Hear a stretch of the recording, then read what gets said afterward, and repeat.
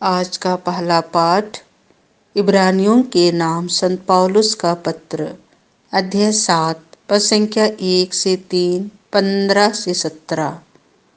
तुम मिल्किसेदेक की तरह सदा ही पुरोहित बने रहोगे। जब इब्राहिम राजाओं को हराकर लौट रहा था, तो सलेम का राजा और सर्वोच्च ईश्वर का पुरोहित वहीं मिल्किसेदेक उससे मिलने आया और उसने इब्राहिम को आशीर्वाद दिया। इब्राहिम ने उसे सब चीजों का दशमांश दिया। मिल्किसेदेक का अर्थ है धार्मिकता का राजा। वह सलेम का राजा भी है, जिसका अर्थ है शांति का राजा। उसके ना तो पिता है, ना माता और ना कोई वंशावली। उसके जीवन का ना तो आरंभ है और ना अंत। वह ईश्वर के पुत्र के सदृश है और वह सदा ही पुरोहित बना रहता है। यह सब और भी स्पष्ट हो जाता है यदि हम इस पर विचार करें कि एक अन्य पुरोहित प्रकट हुआ जो मिल्किसेदेक के सदृश है, जो वंश परंपरा पर आधारित किसी नियम के अनुसार नहीं, बल्कि अविनाशी जीवन के सामर्थ्य से पुरोहित बन गया है। उसी के विषय में धर्म ग्रंथ यह साक्ष्य देता है, तुम मिल्किसेदेक की तरह सदा ही पुरोहित बने रहोगे। यह प्रभु की वाणी है।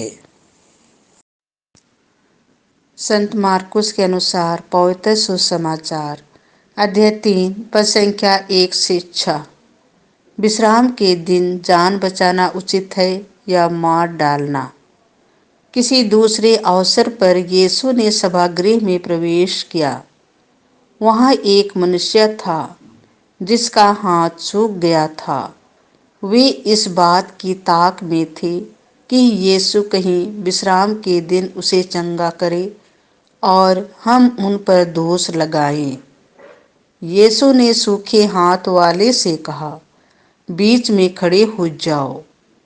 तब यीशु ने उनसे पूछा, विश्राम के दिन भलाई करना उचित है या बुराई, जान बचाना या मार डालना?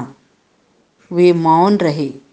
उनके हृदय की कठोरता देखकर यीशु को दुख हुआ और वह उन पर क्रोध भरी दृष्टि दौड़ाकर उस मनुष्य से बोले, अपना हाथ बढ़ाओ। उसने ऐसा ही किया और उसका हाथ चंगा हो गया।